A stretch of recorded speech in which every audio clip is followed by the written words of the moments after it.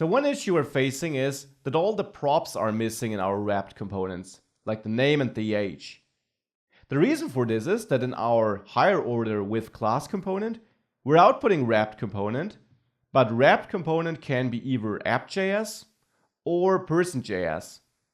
Now correctly, both the title and the props the person.js components would expect are missing. Because these components get props, except for now they don't anymore, because they are our wrapped component and we don't pass any props here. Now of course we can't hardcode the props here because it's not like we have to pass name here. That would work for the person component, but the app component or any other component we might wrap with this might require totally different props. There's one single simple thing we should do. Just pass on the existing props. Now how do you do that?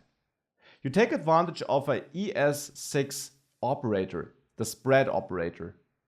Keep in mind that props are just an object of key value pairs. Now you can output some dynamic content on this wrapped component with single curly braces and use the three dots, the spread operator, on the props object to simply split it up into these key value pairs and pass them to wrapped component. This syntax might look strange at first, but in the end it simply means pass on the props as you get them. Don't do anything else with them, just pass them on. Split them up into key value pairs so that you can validly assign them to this wrapped component. Now with that, if you save this, you immediately see up on the reload the title is back and so is our person data, and everything works as it did before. So now we got a truly reusable higher order component.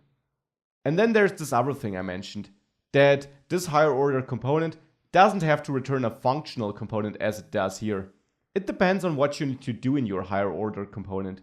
If you need access to lifecycle hooks, for example, if you plan on reaching out to the web and fetch the currently authenticated user and kind of do something with that, if that's your plan, you will need a stateful component. And you can do that. I'm going to copy that code and comment it out up there. And now simply insert it again.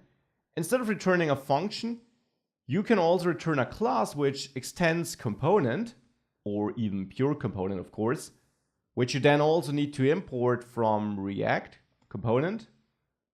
And now that we extended this, we have a normal syntax here, as you know it, where we should have a render method.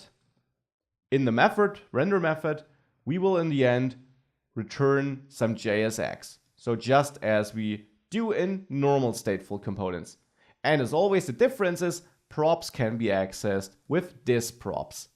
So a normal stateful component, only difference is after the class keyword, there is no name because it's like an anonymous class. We're returning it.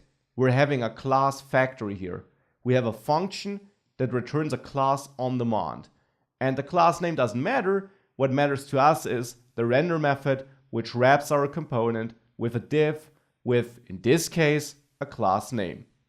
So now with that, if I save it, it works perfectly fine too. Now we got a wrapping component, which is a class. So these are higher order components, and you saw some examples here. You will see them again throughout the course. And as I mentioned, there are a lot of third-party packages which actually use higher order components. So that is also one form where you will see them a lot.